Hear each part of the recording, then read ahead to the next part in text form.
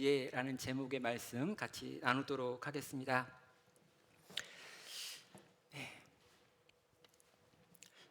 지금 저희는 이 성탄을 준비하고 있고요. 이 성탄을 준비하면서 이 대림절이라고 하는 기간을 보내고 있습니다. 그래서 매주 이 성탄에 대해서 말씀을 묵상하고 또 성탄에 대한 이야기를 듣고 또 성탄에 대해서 같이 또 찬양을 하고 그러면서 이 성탄이 주는 의미를 깊이 묵상하는 우리 한 달을 지금 보내고 있죠. 예수님께서 태어나셨던 그 밤에 들판에서 양을 치던 목자들이 있었습니다. 그런데 이 목자들에게 천사가 나타나 가지고요, 누가복음 2장 10절로 11절에 나와 있는 말을 하고 있죠.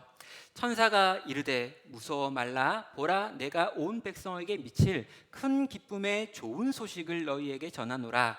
오늘날 다윗의 동네에 너희를 위하여 구주가 나셨으니 곧 그리스도 주시니라 라고 말합니다. 이 천사는 목자들한테요, 지금 성자 하나님께서 인간의 몸을 입으시고 이 땅 가운데 임했다라고 하는 걸 소개하면서요, 이 소식이 큰 기쁨의 좋은 소식이다라고 밝히고 있습니다.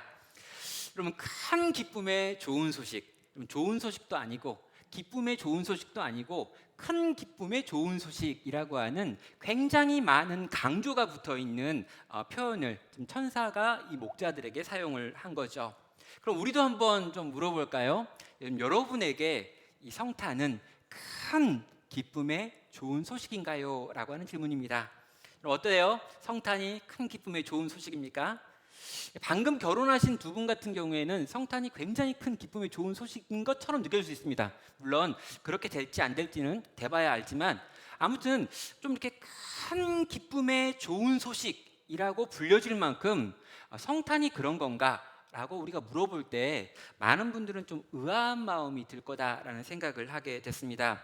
왜냐하면 저 자신도 성탄이 물론 좋은 소식인 건 알겠어요. 성탄절이 괜찮죠? 근데 여러분, 솔직히 목회자들의 입장에서요, 성탄절이 좋으냐라고 하면 좀 그건 아닌 것 같아요. 이제까지 제가 경험했던 성탄을 생각해 보면 목회자가 된 다음부터 성탄절은 굉장히 부담스러운 날이었고요. 또 여러 가지 막 이렇게 교육부설 할 때는 얘들 훈련시키고 연습시키고 막 해가지고 막 올리는 거 되게 힘들고, 끝난 다음에 피드백은 또 이렇게 안 좋아요. 그러니까 이게 목회자가 된 다음에 성탄절을 정말 성탄절처럼 누렸냐라고 물어보면 그렇게 못했던 적도 좀 많은 것 같습니다. 큰 기쁨의 좋은 소식이라고 천사가 분명히 이야기했는데 제게는, 또 우리들에게는 이날이 그렇게 기쁨의 좋은 소식처럼 느껴지지 않는 일도 가능하다는 거죠. 여러분, 신자건 신자가 아니건 간에 우리는 크리스마스를 좋아합니다. 왜냐하면 그날은 좋은 날이기 때문이죠. 일단은 빨간 날이에요. 거기다가 한 해가 이제 거의 마무리되기 때문에 일이 좀 없는 날이기도 합니다. 그래서 이 성탄절이 다가오는 이 12월의 마지막 주간은 뭐 송년회가 있든지 뭐 하든지 하나하나 이렇게 하다가 보면 한 주간 막 지나가는 이 노는 주간 같은 느낌이 들기도 합니다. 제가 어렸을 때를 좀 생각해 보면 그때는 좀 더 이 성탄에 대해서 기뻤던 것 같아요. 왜냐하면 이 1년 365일이 별로 그렇게 재미가 없습니다. 근데 유독 그래도 뭘 선물이라도 받는 날 언제냐고 하면 이 생일과 성탄절 딱 두 번 선물을 받았던 것 같고요. 저희 집안 형편 때문에 그랬는지 모르겠지만 외식을 거의 하지 않았는데요, 외식을 거의 하지 않았던 저희 집마저도 외식하는 때가 언제였냐면 요 성탄절 어간과 생일날 어간이었던 것 같습니다. 그래서 제 생일이든지 예수님 생일이든지 요 두 날은 굉장히 좋은 날이다라고 하는 생각을 저는 가지고 있었죠. 또 그 당시에는요, 교회에서 하는 행사가 또 그렇게 재밌는 게 많았습니다. 그러니까 다른 데는 아무 행사가 없는데 그나마 교회에서 하는 행사가 좀 재밌었어요. 어렸을 때 기억은요, 제가 이제 어렸을 때 우리 교회 청년들이 하는 그 성극 이런 거 있잖아요. 막 예수님 채찍으로 맞고, 왜 성탄절에 예수님이 채찍으로 맞는지 모르겠지만 아무튼 그런 막 성극하고 또 빈방 없습니까 이런 거 막 하면 그거 보면서 되게 재밌었던 것 같고요. 밤새 놀다가, 올라이트라고 그러죠. 올라이트 밤새 하다가 새벽녘에 돌아다니면서 새벽송 부르면 그렇게 성도님들이 이렇게 뭐 이렇게 하나씩 주는 거예요. 거기다가 목사 아들은 좀 더 줍니다. 그래가지고 굉장히 행복하고 즐거웠던 기억으로 이 성탄에 대한 기억들이 제게는 있습니다. 그때는 전 사회적으로도 좀 밝았던 것 같아요. 성탄절이 되면 캐롤이 많은 곳에서 들렸고요. 또 많은 조명들을 좀 이렇게 달았고요.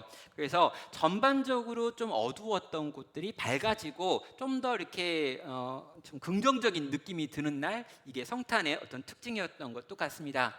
거기다가요, 이 성탄절과 연애는 뗄래야 뗄 수 없는 관계였습니다. 그래서 이 성탄절이 다가오면 이제 다 물어봐요. 이번 성탄에는 누구랑 같이 있을 거냐? 올해도 혼자 있을 거냐?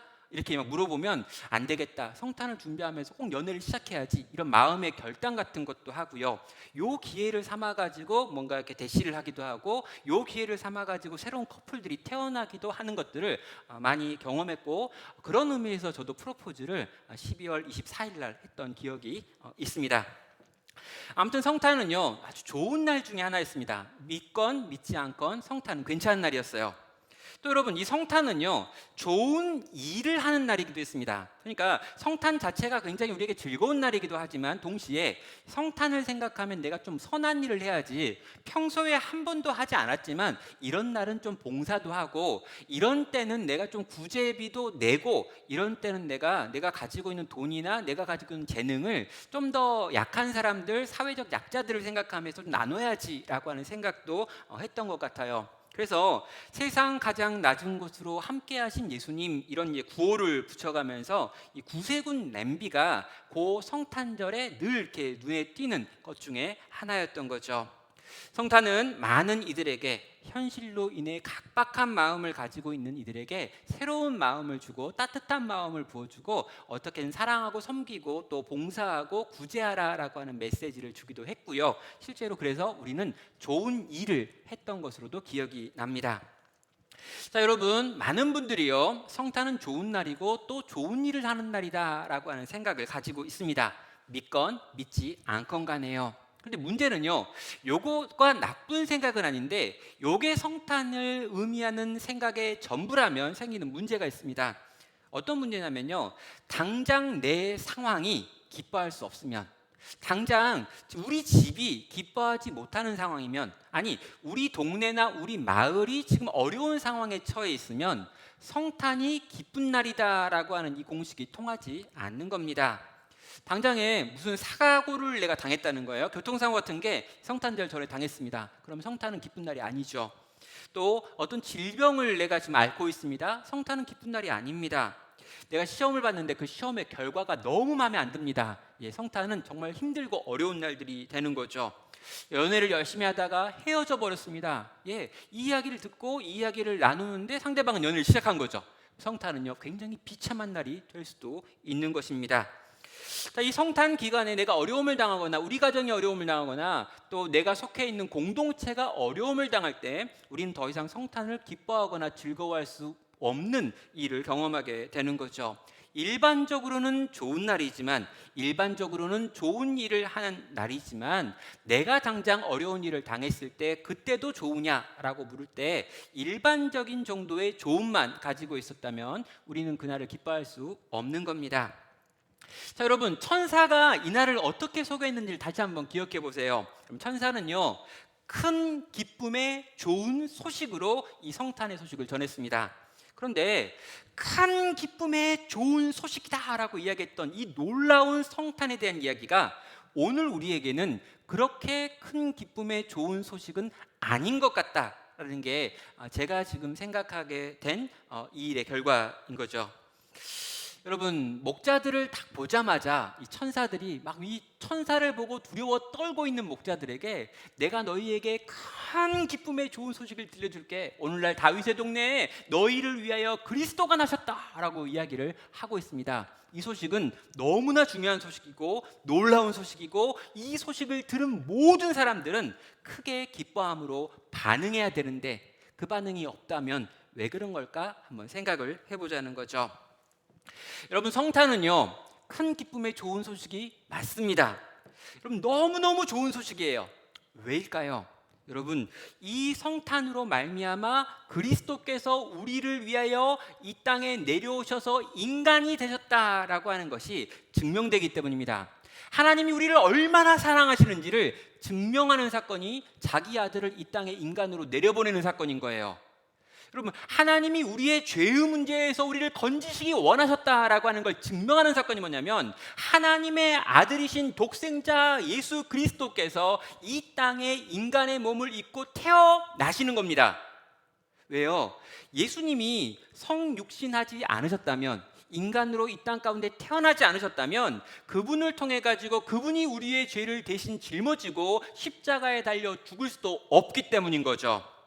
여러분, 하나님께서는요, 인간에게 여러 가지 방식으로 그들이 가지고 있는 죄의 문제를 해결하기 위해서 노력해 보라고 가르치셨습니다. 그래서 구약에 보면은요, 언약도 주셨고 율법도 주셨고 제사 제도도 주셨죠. 다양한 종류의 것들을 주셨습니다. 선지자들을 주었습니다. 하나님의 말씀도 주었습니다. 그럼 이 모든 것들이 다 뭘 의미하는 거냐면요, 이걸 가지고 한번 너네가 노력을 해보라는 거예요. 그래서 인간들은요, 나름 다양한 방식으로 하나님께서 그들에게 주신 여러 가지 방법들을 동원해 가지고 죄의 문제를 해결해 보려고 했습니다. 그런데 실패하죠. 하나님이 모르셨냐고요? 아니요, 하나님 알고 계셨습니다. 인간이 실패할 거라는 걸. 그래서 하나님이 다양한 방식을 주었지만, 그 다양한 방식 그 어떤 것도 해낼 수 없는 인간의 절망, 그 절망이 극에 달하여서 모든 인간이 더 이상 그 방식으로 하나님께 나아갈 수 없다라고 하는 걸 확인하게 되었을 때, 하나님께서 행하신 방법이 하나님 자신이, 아니 삼위일체 하나님께서 이 땅 가운데 친히 인간의 몸을 입고 오셔가지고 그 아들이 대신 죽는 이 구원의 방법을 시작하신다는 거죠. 자, 그래서요, 이 소식은 큰 기쁨의 좋은 소식인 것입니다. 여러분, 죄인이 죽을 수밖에 없었는데, 모든 죽을 수밖에 없는 죄인이 살아날 수 있는 길과 그 방식이 무엇인지를 예수님께서 이 땅 가운데 성육신하는 것을 통해 가지고 이제 우리에게 보여주고 드러내기 때문입니다. 여러분, 그 전까지는요, 하나님의 말씀만 있었습니다. 그래서요, 이 말씀을 갖고 믿고 어떤 이들은 구약에서도 우리를 구원하러 오실 예수 그리스도를 믿는 믿음 때문에 구원받았지만, 대부분의 사람들은 그걸 이해하지 못했어요. 그런데요, 이제 그 말씀이신 예수님께서 이 땅 가운데 친히 인간의 몸을 입고 오셔가지고 태어나서 자라고 살고 죽으셨습니다. 그래서요, 이 인간의 몸을 입으신 예수를 통해서 우리는 하나님을 알게 되고 우리를 위한 하나님의 구원의 방식을 정확하게 경험하게 된 거죠. 그래서 여러분, 우리는요, 이날을 기뻐해야 합니다. 왜요? 우리가 죄로부터 생명으로 옮겨지는 역사를 이제 하나님께서 친히 행하시고 보여주신 사건이 바로 이 성탄의 소식이기 때문입니다. 성도 여러분, 오늘 본문을 보면은요, 이걸 설득하고 있지 않습니다. 천사는 이 목자들에게 이걸 막 설득하고 설명하지 않아요. 천사는 어떻게 하냐면, 이게 큰 기쁨이고 이게 놀라운 소식이다 라고 선언하는 걸로 시작합니다. 너는 두려워 떨지 말고 이 놀랍고 크고 위대한 소식을 들어라 라고 말하죠. 왜 그렇습니까? 천사에게 확신이 있는 거고요, 이걸 이렇게 선포하는 방식으로 오늘 우리에게도 전해지고 있기 때문입니다. 그 어떤 것과도 비교할 수 없는 하나님의 구원의 방식이 소개되어지는 것, 이게 성탄이라는 거죠. 이 성탄을 기쁨으로 받는 것이 너무나 마땅하다는 것입니다. 이게 너무너무 놀라운 소식이기 때문에 이 놀라운 소식에 합당하게 반응하는 것, 이게 우리가 보여야 될 태도인 거죠. 여러분, 저는요, 예전에 연애할 때요, 저의 아내와의 관계 속에서 대단히 어려웠습니다. 뭐가 어려웠냐면요, 제 마음을 이렇게 표현을 하면 이 표현된 제 마음을 표현점대로 이렇게 좀 받아주고 수용하고 좋아해주고 와 해주고 감탄해주면 좋겠는데, 전혀 그런 게 없는 자매였어요. 근데 20년이 지나서 어떠냐고요? 지금도 그렇습니다. 굉장히 아쉬운 부분인데 지금도 아쉬워요. 근데 제가 이제 연애할 때요, 제가 이제 어느 날 제 마음에 우리 아내를 좀 이 자매를 기쁘게 해줘야겠다라는 생각을 했습니다. 그래서 그 당시에 제가 굉장히 없는 상황이었거든요. 제가 이제 뿔로잡기라고 해가지고 논술 지도해가지고 받는 15만 원 이런 걸 가지고 한 달을 살고 이랬던 상황이기 때문에 이게 굉장히 없는 살림에, 제가 이제 어느 날 아내와 좀 이렇게 교제하는 관계 속에서 아내를 기쁘게 해줄 마음을 품었습니다. 그래서 어떻게 했냐면요, 제 평생의 꽃을 샀습니다. 꽃, 그 먹지도 못하는 꽃, 쓸데도 없는 꽃, 놔두면 금방 시드는 그 꽃, 정말 그 무용지물한 꽃. 근데 여러분, 연애를 하면 꽃은 사야 된다 뭐 이런 이야기가 막 있고, 뭐 자매들 중에 이렇게 꽃을 받으면 되게 좋아한다 이런 말을 해가지고 이날은 특별한 날이니까 내가 꽃을 사야겠지 해가지고 제 생활비에서 굉장히 많은 부분을 써가지고 꽃다발을 굉장히 큰 걸 샀습니다. 그래가지고 이제 여자친구에게 찾아갔죠. 그래서 여자친구한테 이 꽃을 딱 전달을 했어요. 여러분, 이 꽃을 받는 여러분은 어떻게 반응할 겁니까? 어떻게 반응할래요? 이 꽃을 받은 그 당시 제 여자친구의 반응이 첫 번째가 뭐였냐면요, 이 꽃 원가가 얼만데 였습니다. 그리고 그 꽃을 들고는요 급하게 어디론가 뛰어가 버리는 거예요. 아니 고맙다, 감사하다, 감격하다 뭐 할 계획도 없이 이 꽃 원가가 얼만데 라고 이 꽃을 딱 봤더니 어딘가로 막 뛰어갑니다. 어디로 뛰어갔나 봤더니 엄마한테 뛰어가더라고요. 저희 장모님. 그래서 뛰어가서 그 엄마한테 그 꽃을 전달하고 돈을 받아서 저한테 왔어요. 왜냐하면 엄마가 꽃가게를 하셨기 때문에 이 꽃의 원가를 알고 있었고요. 엄마한테 지금 갖다 주면 엄마가 오늘 꽃을 팔 수 있기 때문에 엄마한테 주면서 돈으로 바꿔가지고 와서 그날 데이트비를 자기가 내겠다 이렇게 이야기해가지고 데이트비를 아내가 냈습니다. 여러분, 저는요 그때 그 이후로 20년간 꽃을 사지 않습니다. 꽃은 여전히 정말 악한구나. 여러분, 뭔가 열심히 준비했어요. 마음을 썼습니다. 이게 받으면 굉장히 좋아할 거야 라고 생각했어요. 근데 그걸 딱 받고 그걸 곧바로 돈으로 환산해 갖고 오는 이 장면을 볼 때 제 마음 가운데는요 굉장히 기쁜 상실감. 그러면 하나님께서요 우리에게 큰 기쁨의 좋은 소식이라면서 성탄을 줬습니다. 그런데 여러분, 이 성탄을 받은 우리가 이걸 그렇게 크게 기뻐하지도 않고 즐거워하지도 않고 감탄하지도 않고 1년 내내 거의 생각하지 않다가 겨우 생각하라고 성탄절 한번 있는데 그 성탄절을 대하면서도 생각을 하지 않는 거예요. 내 인생이 가지고 있는 몇 가지 어려움, 지금 당하고 있는 여러 가지 현실들, 이런 것들을 생각하다가 거의 생각하지 않고 이 기간을 보내버린다면 이 놀라운 선물을 준비한 하나님 마음도 어쩌면 굉장히 불편하지 않을까라는 생각을 가지게 되는 겁니다. 자, 여러분, 그렇다면 이 성탄이 놀라운 선물이다라고 하는 걸 우리는 어떻게 살펴볼 수 있을까요? 그럼 마리아는요 자기가 깨달은 이 성탄을 준비하면서 자기가 깨달은 하나님에 대한 것들을 오늘 본문에서 노래로 만들어서 부르고 있습니다. 51절부터 53절까지 우리가 읽었던 내용인데요, 그의 팔로 힘을 보이사 마음의 생각이 교만한 자들을 흩으셨고 권세 있는 자를 그 위에 내리치셨으며 비천한 자를 높이셨고 줄이는 자를 좋은 것으로 배불리셨으며 부자는 빈손으로 보내셨도다 라고 말합니다. 마리아가 깨달은 복음, 마리아가 깨달은 하나님의 성품들이었죠. 자, 마리아는요 지금 성육신의 사건을 자기의 몸으로 경험하고 있습니다. 하나님이 자기 안에 들어오신 걸 경험하고 있어요. 그리고 지금 자기의 태 안에서 하나님이 자라고 있는 걸 경험하고 있습니다. 여러분, 이 성육신의 사건, 이 성탄의 사건을 온몸으로 경험하고 있는 마리아가 자기의 이 경험을 토대로 하나님은 이런 분이십니다, 하나님은 이런 분이시네요 라고 하는 걸 지금 고백하고 있는 거죠. 그런데 여러분, 이 고백을 보면요 우리가 부르는 노래나 우리가 부르는 찬양, 우리가 생각하는 하나님에 대한 인식과 대단히 다르다는 걸 알게 됩니다. 자, 하나님은 어떤 분이신가? 마음의 생각이 교만한 자를 흩으시는 분이십니다. 친히 권세 있는 자를 내치시는 분이십니다. 비천한 자를 높이십니다. 굶주린 자를 배불리게 먹이시며 동시에 부자를 빈손으로 보내시는 분이십니다 라고 그는 지금 고백을 하는 거죠. 자, 여러분, 여기서 우리가 생각해야 될 게 어떤 게 있을까요?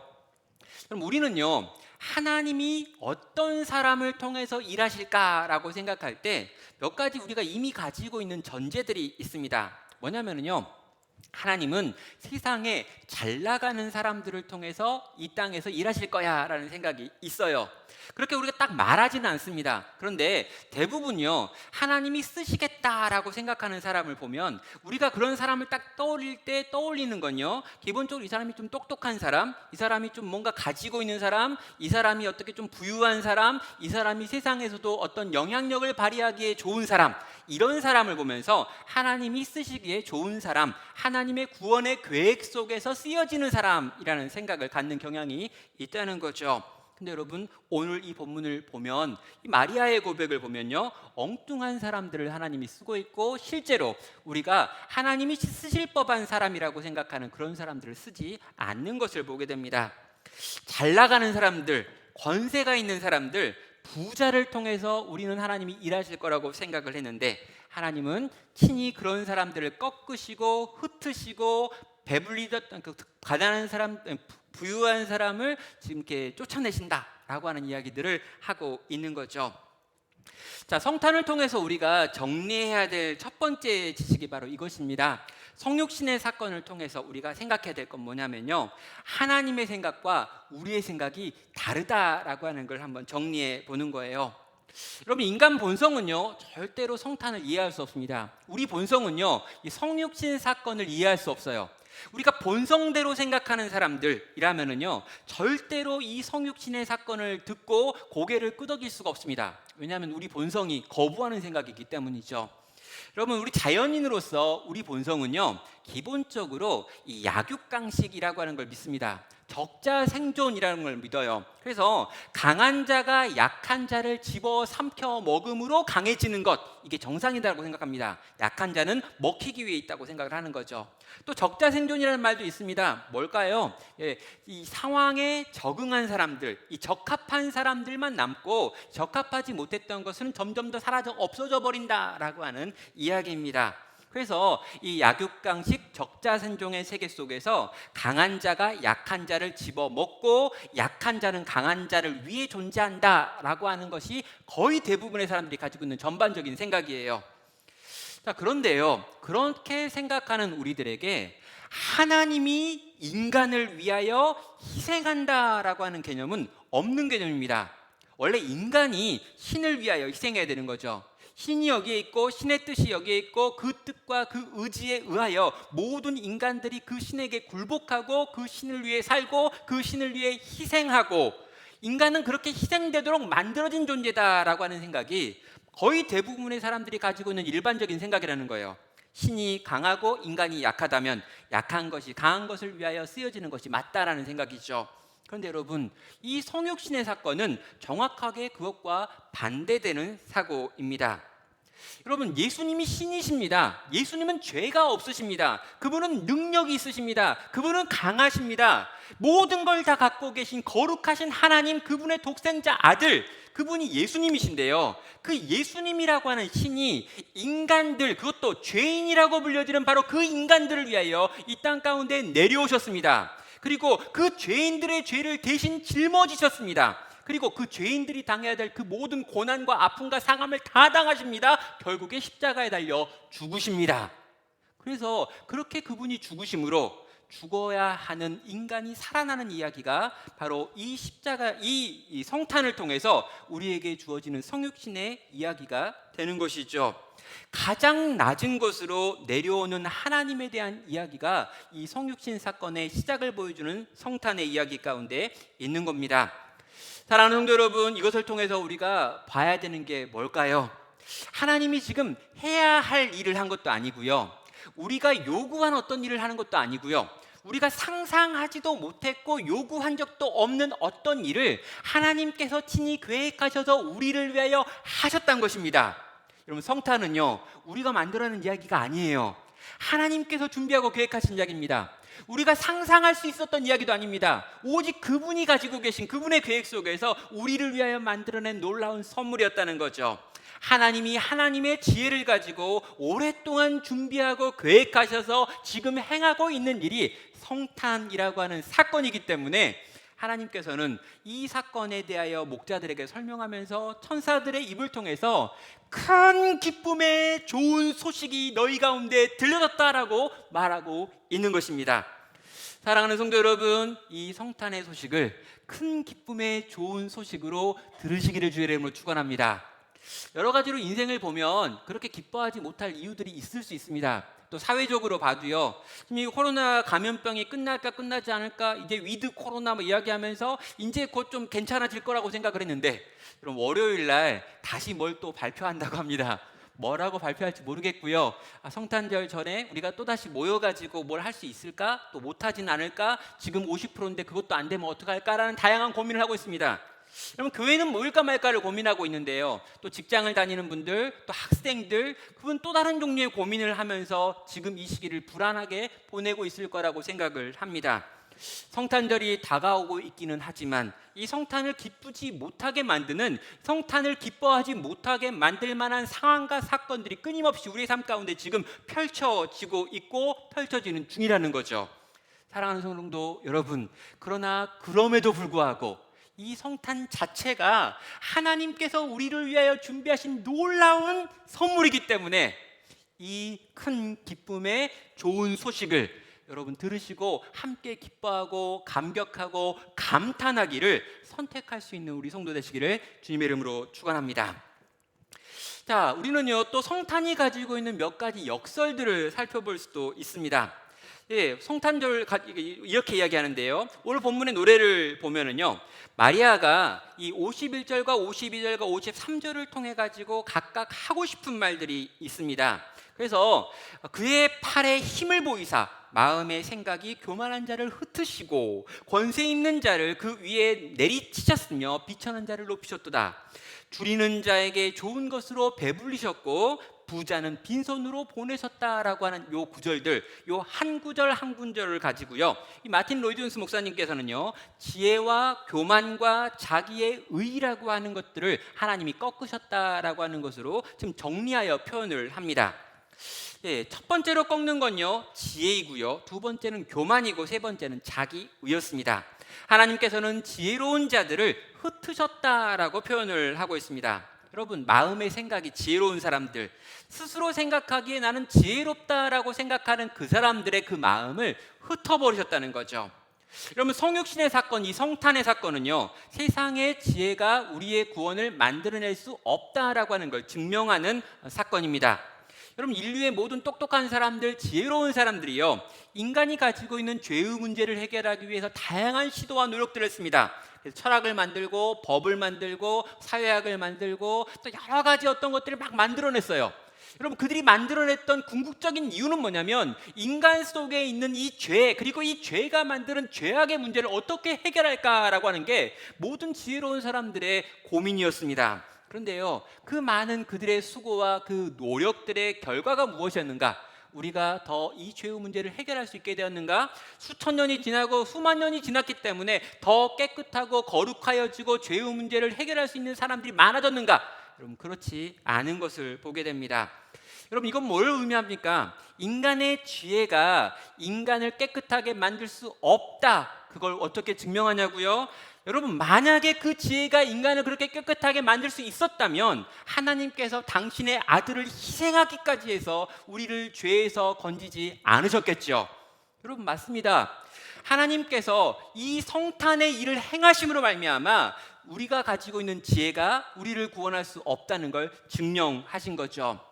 마태복음 11장 25절을 보면요, 그때 예수께서 대답하여 이르시되 천지의 주제이신 아버지여, 이것을 지혜롭고 슬기 있는 자들에게는 숨기시고 어린 아이들에게 나타내심을 감사하나이다라고 말합니다.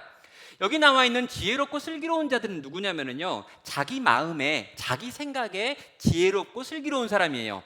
내가 가지고 있는 지혜와 내가 가지고 있는 이 슬기를 가지고 고민하고 생각하고 대안을 만들면 내 죄의 문제를 해결할 수 있고 죽지 않을 수 있고 영원히 살 수 있다, 천국에 들어갈 수 있다라고 생각했던 사람들이 지혜롭고 슬기로운 사람들입니다. 그러면요, 이 사람들에게는요 어떤 일이 벌어집니까? 숨겨졌죠.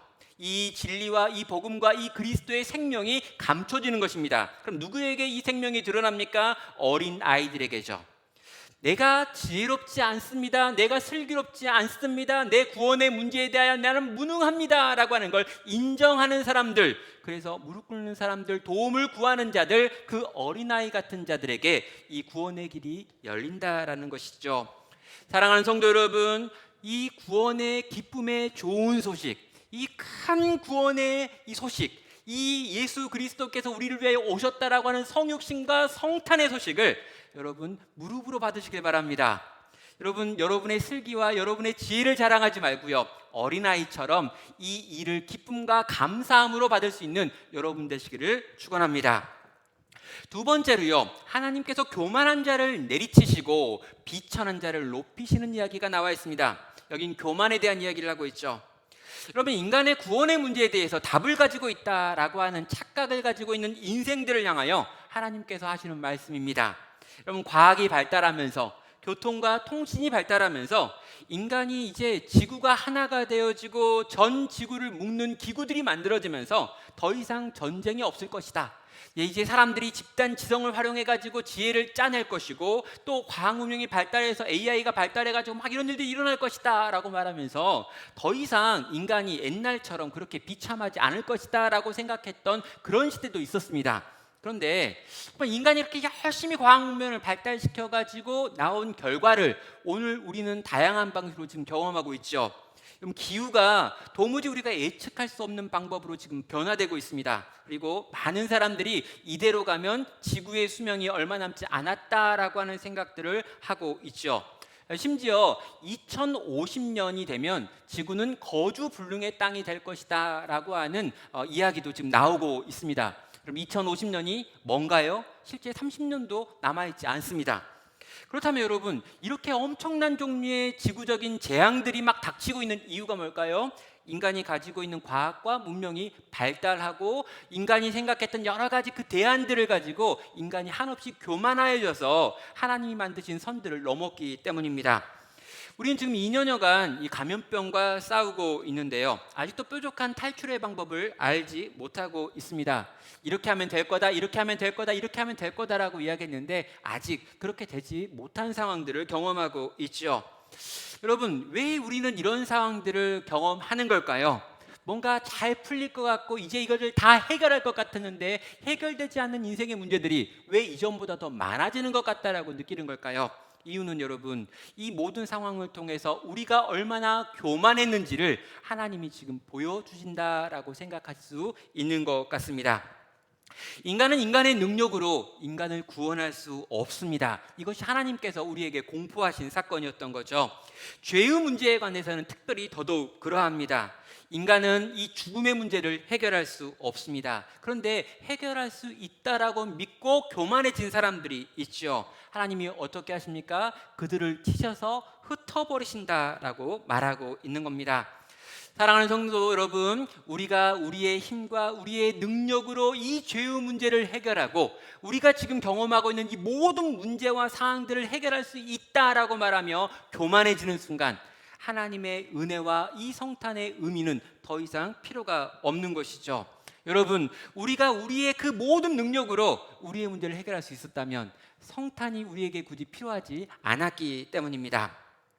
또 여러분, 이 성탄은요, 우리의 의라고 하는, 자기의 의로움이라고 하는 것 역시 부젓드리고 있습니다.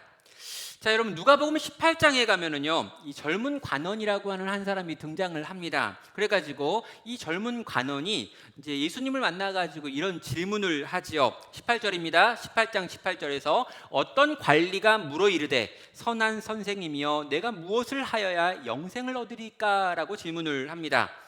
선한 선생님, 당신은 정말 선한 선생님인데 내가 선한 선생님께 묻고 싶은 게 있어요.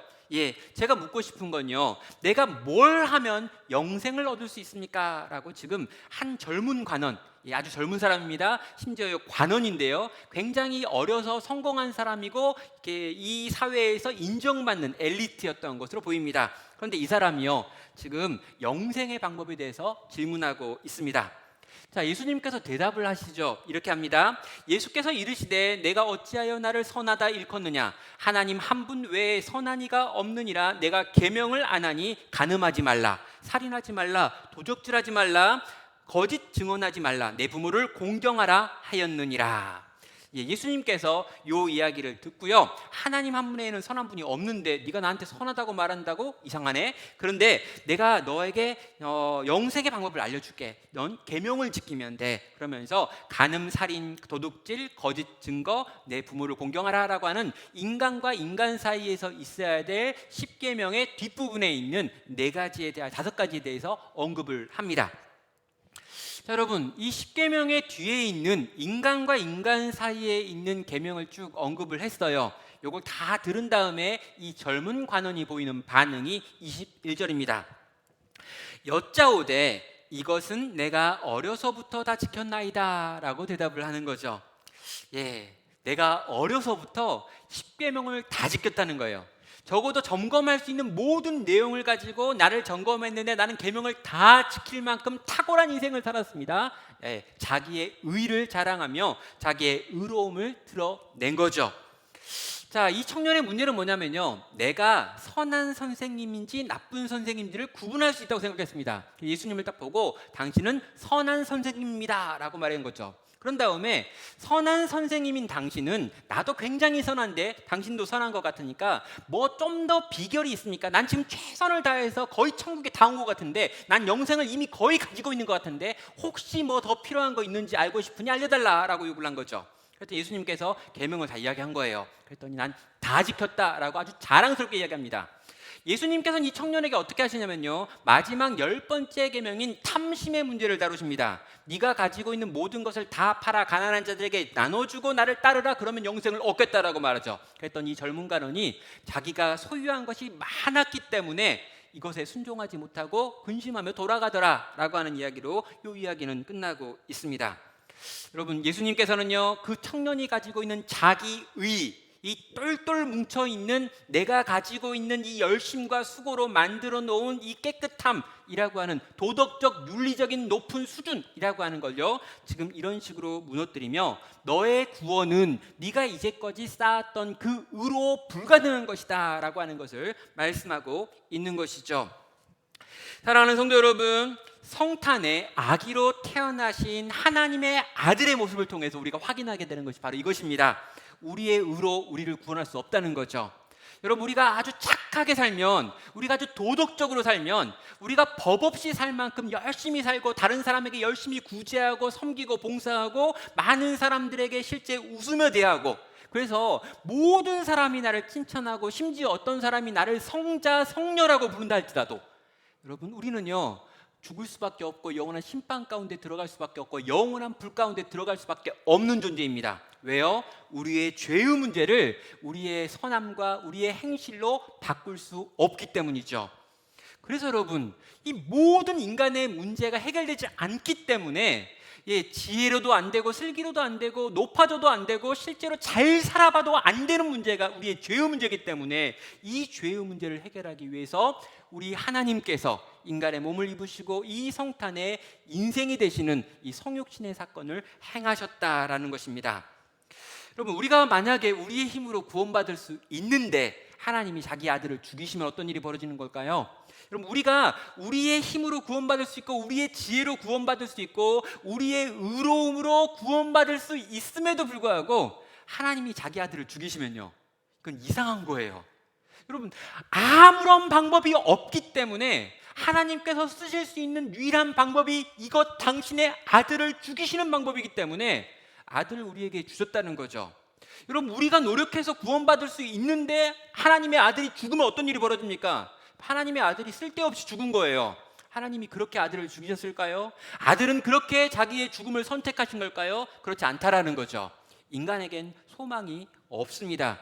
여러분, 내가 만약 내 속에 소망이 있다라고 생각하시면요, 예수 그리스도의 죽으심은 쓸모없는 죽으심입니다. 예수의 성탄의 이야기는요, 더 이상 나에게 큰 기쁨과 감격의 소식이 될 수 없다는 거죠.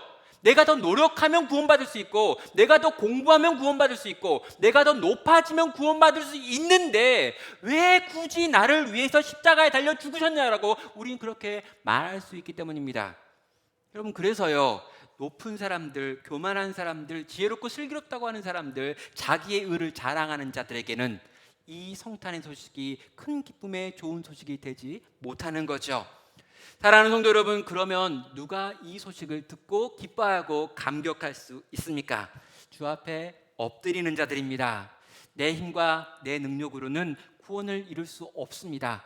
내가 노력하지 않겠다는 건 아닙니다. 나는 애쓸 겁니다. 수고할 겁니다. 나는 정말 지혜를 얻기 위해 구하고 슬기를 구하고 또 어떻게든 내가 할 수 있는 영향력을 키워가기 위해 애쓰고 또 저는요, 제가 어떻게든 더 의로운 사람이 되기 위하여 수고하고 애쓰며 법을 지키기 위하여 힘쓸 것입니다. 그러나 내가 아무리 노력한다 할지라도 내 구원을 내가 이룰 수 없다는 걸 저는 알고 있습니다. 그러니 제발 내 인생 가운데 주의 구원을 베풀어 주십시오. 당신이 나를 위하여 십자가에 달려 죽기 위하여 오신 그 성육신의 사건을 내가 경험하고 붙들고 그 아래 있게 하여 주시옵소서라고 구하는 자, 바로 그가 이 성탄을 큰 구원의 기쁨의 소식으로 듣고 기뻐하고 감사하고 감격할 수 있다는 것이죠.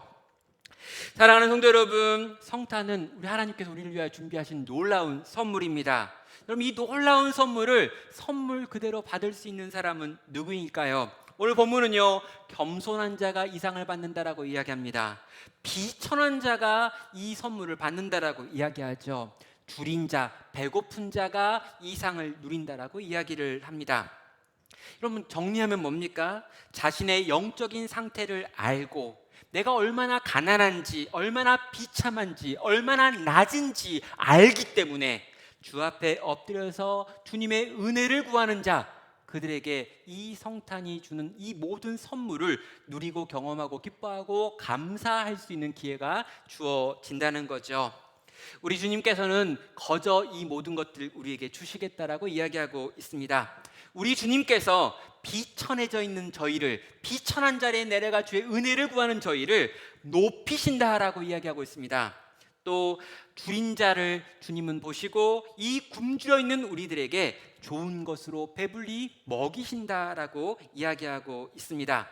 이것이 자녀들에게 우리 주님께서 주시는 놀라운 선물인 거죠. 마틴 로이존스 목사님은요, 이 부분을 다 이렇게 정리를 한 다음에 마리아의 기도를 그분의 언어로 이렇게 표현을 합니다. 제가 좀 인용을 하도록 하겠습니다. 마리아는 이렇게 말합니다. 나는 이해할 수 없지만 내게서 태어날 이 사람이 온 인류의 은인이 될 것입니다. 그분이 은혜를 베푸실 것입니다. 모든 것을 반전시킬 것입니다. 지적으로 교만한 자들, 권세 있는 자들, 자기 만족에 빠져 도덕적 부자로 자처하는 자들을 무너뜨리실 것입니다. 그러나 보통 사람들은 그분의 말씀을 기꺼이 들을 것입니다. 그분은 우리를 영원토록 당황하게 하는 지혜, 지식, 이해를 주실 것입니다. 그분은 우리를 하나님의 자녀이자 자신과 함께 유업을 받을 공동 상속자로 만드실 것입니다. 그분은 우리를 그분 자신으로 채우시고 끝내 영광으로 채워주실 것입니다. 사랑하는 성도 여러분, 큰 기쁨의 좋은 소식인 성탄의 소식을 여러분도 들으시길 바랍니다. 그리고 이 소식이 여러분에게도 기쁨과 감격의 소식이 되길 바랍니다. 여러분의 높아진 모든 것들을 내려놓고 낮아져서 또 가난해져서 궁핍해져서 그 주님으로 여러분을 채우시는 이 성탄을 준비하는 대강절 되시기를 주의 이름으로 축원합니다. 이 시간 우리 들은 말씀을 품고 같이 기도로 나아가도록 하겠습니다. 주님, 정말 우리를 낮춰주십시오. 우리를 겸손케 하여 주십시오. 우리로 이 성탄의 기쁨의 좋은 소식을 듣는 자 되게 하여 주십시오. 세상이 여러 가지로 우리로 하여금 이 소식을 기쁘게 하지 못하고 기쁘게 듣지 못하게 만들 때, 주님, 이 소식이 너무나 큰 기쁨의 소식이어서 내가 듣고 있는 저 어둠의 소식들과 아픔의 소식들을 뛰어넘는 기쁨과 감격으로 나를 채우시고 우리를 채우시고 우리 가정을 채워 주시옵소서. 주님, 이 성탄이 나에게 기쁨, 우리에게 기쁨 되게 하여 주시옵소서. 지금 기도로 주 앞에 나아가겠습니다.